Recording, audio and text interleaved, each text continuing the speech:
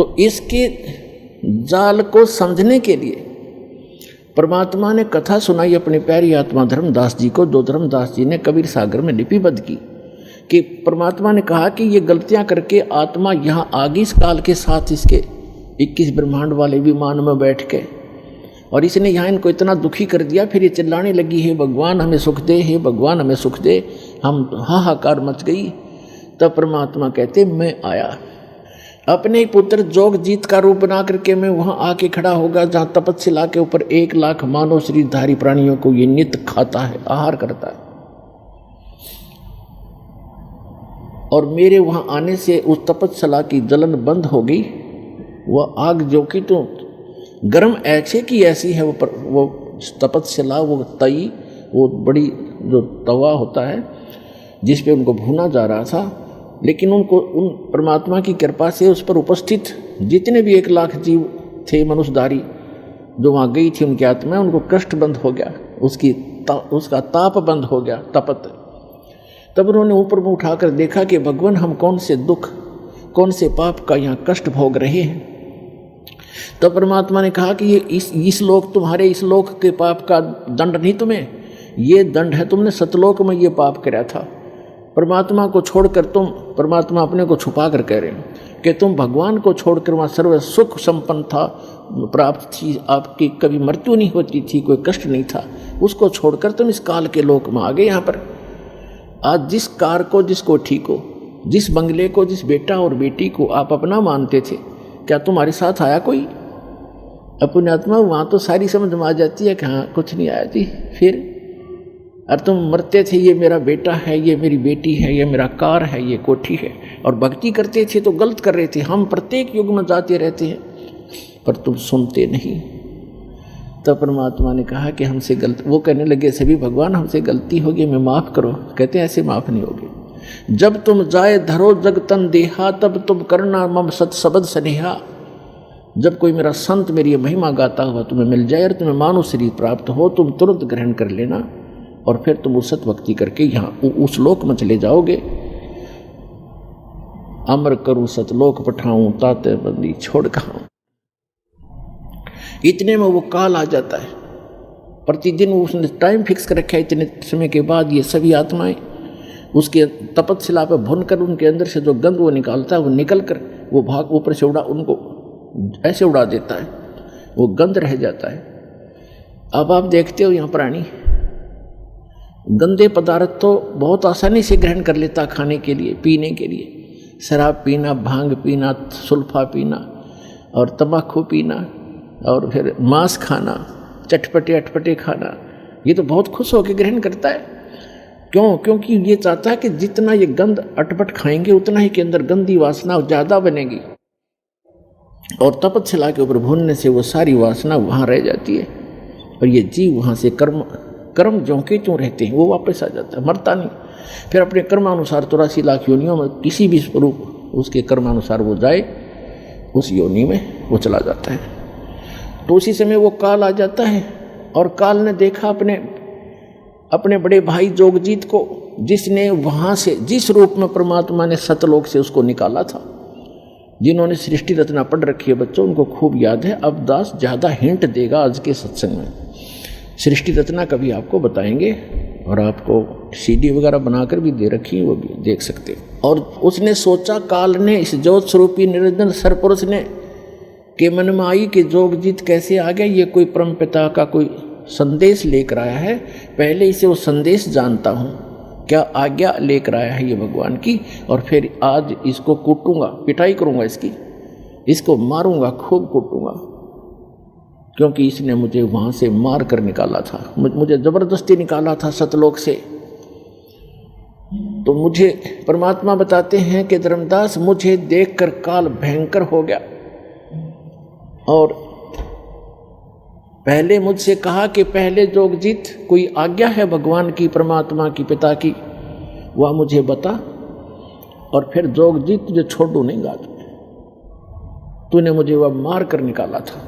तब परमेश्वर जो जोगजीत रूप में वहाँ उपस्थित थे, विराजमान थे, खड़े थे, विद्वान थे, परमेश्वर ने कहा, धर्मदास, मैंने उनसे कहा, परमात्मा बता रहे हैं, धर्मदास जी लिख रहे हैं कि मैंने उससे कहा कि सुन ले आदेश परमपिता का कि ये भोली आत्मा तेरे साथ आ गई थी, इन्होंने तो गलती की सो की, पर तूने इनका कैसा सांग निकाल रखा है, कैसे कैर ढा रहा है इनके ऊपर तू।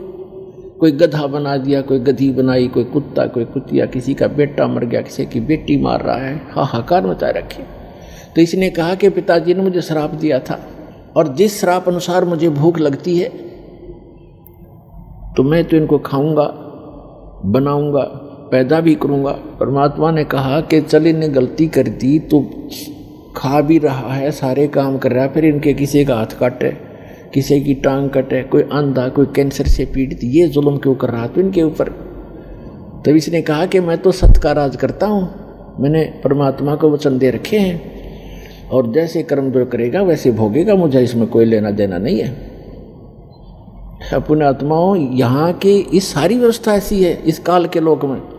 एक तरफ तो सरकार शराब के ठेके, फीम के ठेके, भांग के ठेके खोलती है और फिर शराब पीकर कोई इधर उधर जाता है उसको अंदर कर देता, तो शराब पी कर गलत गतिविधि की और शराब पी कर रामायण बचेगा, वो भांग पी कर रामायण पढ़ेगा, गलत गतिविधि करेगा वो। तो इसने ऐसा कर रखा है कि मैं तो सत्य का राज करता हूँ, जो जैसे कर्म करेगा वैसा ही फल देता हूँ। अब ये इतनी बकवादों का कि आविष्कार करवा दिया, तो फिर ये भोली आत्मा तो गलतियां करेंगे ही करेंगे, तो कहते भोग लेंगे। हम इसके बच्चे नहीं हैं, हम इसके बच्चे होते तो ऐसा दुख देता ही है। आज केदारनाथ के ऊपर 20,000 आदमियों को मार देता अपने बच्चों को। ये हम इसके बालक नहीं हैं, हम इसकी प्रजा नहीं है, हम उस परमात्मा की प्रजा हैं, सतपुरुष के बच्चे हैं और हम अपनी गलती से इसकी कैद में फंस गए हैं। यहाँ से निकालने का एक तरीका है, हम स्वेच्छा से आए हैं, स्वेच्छा से ही वापस जाएंगे।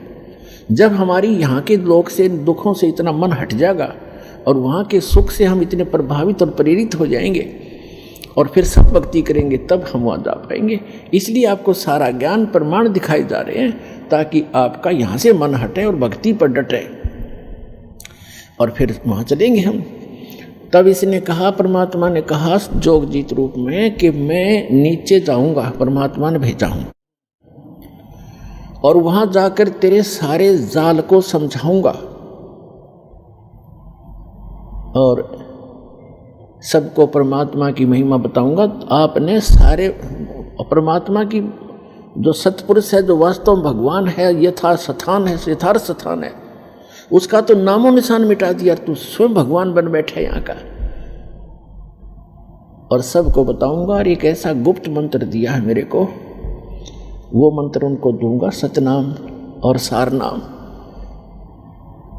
और फिर उसने कहा, उसे आग तो अंदर से जल गया वो सारा, ये तो नाश करेगा मेरे बड़े बड़ाए काम का। फिर उसने कहा, काल ने कहा कि एक काम करना। हाँ, और जब उसने ये बात सुनी तो एकदम भयंकर होगा, कहने लगा तू मेरा बाग उजाड़ने जा रहा है, तू मेरा नाश करने जा रहा है, तुझे अभी खत्म कर दूंगा, तुझे जाके दिखाना नीचे। परमात्मा ने कहा कि ऐसा सुनकर काल भयंकर होगा मेरे ऊपर। और धर्मदास ऐसे अटैक किया, उसने मेरे को बिल्कुल खत्म करने के लिए दौड़ के आया और मैंने सतनाम का सुमन कर दिया, नाम का सुमन शुरू कर दिया। इस नाम के अंदर धर्मदास ऐसी प्रबल शक्ति है, इसके सामने कोई भी देव, कोई यक्ष, कोई भी यहाँ का काल तक भी नहीं ठहर सकता। मेरे पास ऐसा मंत्र है। पुण्यात्माओं, ये परमात्मा धर्मदास जी के माध्यम से, और धर्मदास जी को तथा हम सभी को सतर्क करना चाहते हैं कि कभी भी आपके ऊपर कोई भी आपदा आती है किसी भी प्रकार की, तो नाम का सिमरन अवश्य करना कुछ देर। फिर जो टेंशन है वो है, लेकिन समन एक बार कर लेना, आप देखना फिर उसका प्रतिफल कैसा होगा। तो कहते हैं मैंने समन शुरू किया और काल ऐसे गिर गया जमीन के ऊपर, ऐसे गिर गया उस पृथ्वी पर जहाँ वो रहता है, वहाँ पर जैसे पक्षी की पंख कट जाते हैं और पड़ा पड़ा तड़फ रहा होता है। तो वो समझ गया। उसमें वैसे तो काफ़ी विस्तार लिखा है, बाकी हम थोड़ा बताएंगे जितना आवश्यक है, क्योंकि हमने समझना इस ज्ञान को। बाकी ज्ञान है, समाधान बिना काम बनेगा नहीं, समाधान ज़्यादा महत्वपूर्ण है। उसमें तो बहुत कुछ कहा है कि वो इतना भयभीत हो गया कि वहाँ से भाग के पाताल में जाके छुप गया। फिर मैं वहीं पहुँचा और उसको पकड़ के ले आके चल वहीं पर, वहीं बैठा के फिर वो उसने मेरे पैर पकड़ लिए। जब ताकत से पार नहीं बसाई, नहीं उसका वश चला, तो मेरे चरण पकड़ लिए, बुरी तरह रोने लगा और कहने लगा, मैं तो आपको पिता के समान मानता हूँ, छोटे तो गलती किया करते हैं, बड़े क्षमा करते हैं, मुझे माफ़ कर दो। रोया बुरी तरह। परमात्मा बोले कि मैंने कहा कि चल ठीक है, माफ़ कर दिया, ऐसे नहीं, आप वचनबद्ध हो जाओ। परमात्मा बोले क्या वचनबद्ध हो जाऊं? कि एक दया करना कि 3 युगों में जीव थोड़े ले जाना, सतयुग त्रेता द्वापर माही, तीनों युग जीव थोड़े जाए, चौथा युग जब कलयुग आवे, तब शरण जीव हो जावे, जीव बहु जावे, ऐसा वचन हर मोय दीजे, तब संसार गवन तो कीजिए। और भी 1-2 प्रसन्न थे, प्रार्थना थी, वो कही तो परमात्मा ने कहा चलो तथास्तु, जो तूने मांगा मैंने बख्श दिया। 3 युगों में जीव कम ले जाऊंगा और चौथे युग कलयुग में मैं खूब तूफान मचाऊंगा अपने बच्चों को निकालने के लिए, तो बाधा मत करना फिर। तो उसने कहा कि एक और प्रार्थना की उसने उसी समय कि जो आपका ज्ञान स्वीकार करे, आप जाओ, और या आपका कोई संदेश वाहक आवे कि जो भी मानव परमात्मा का इच्छुक, स्त्री या पुरुष, आपका ज्ञान स्वीकार करे, वो आपका, और हमारा ज्ञान काल के दूतों का, इन मंडलेश्वरों और आचार्यों का जो ज्ञान ग्रहण करे, उसको आप बाई फोर्स ना लेना, ये दया करना, बलपूर्वक ना ले जाना। ये तो परमात्मा को पता था, बलपूर्वक ले जाएगा कोई टकेगा वहाँ पर। कहते परमात्मा यहाँ तक कहते हम मोहम्मद को वहाँ ले गयो, इच्छा रूपी वहाँ नहीं रहो, उल्ट मोहम्मद मैल पठाया, गुज बीरज एक कलमा लाया, रोजा बंग नमाज दई रे, बिस्मिल की नहीं बात कही रे।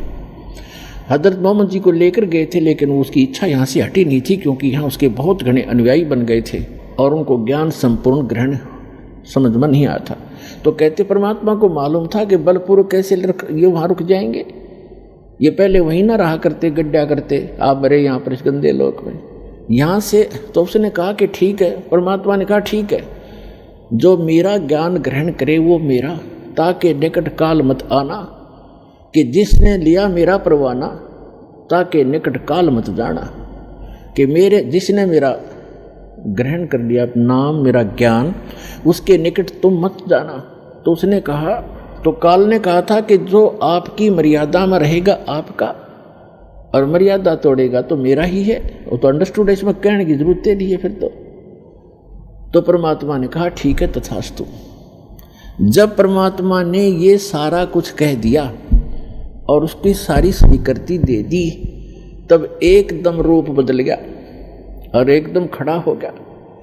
कहने लगा, जोग जीत जाओ संसारा, जीव न माने कहा तुम्हारा, जीव तुम्हारा कहा न माने, हमरी ओढ़ हो बाद बखाने। मैंने उनको ऐसी उल्टी पट्टी चटपटा दी कि सब मेरे ही ज्ञान को ग्रहण किए हुए हैं, और कलयुग में तो उनकी ऐसी हालत कर दूंगा कि किसी को भी भक्ति योग्य नहीं छोड़ूंगा। देवल धाम और तीर्थ पुजवाऊं, देव धाम इनकी पूजा करवाऊंगा, या विद जीवों को भरमाऊं।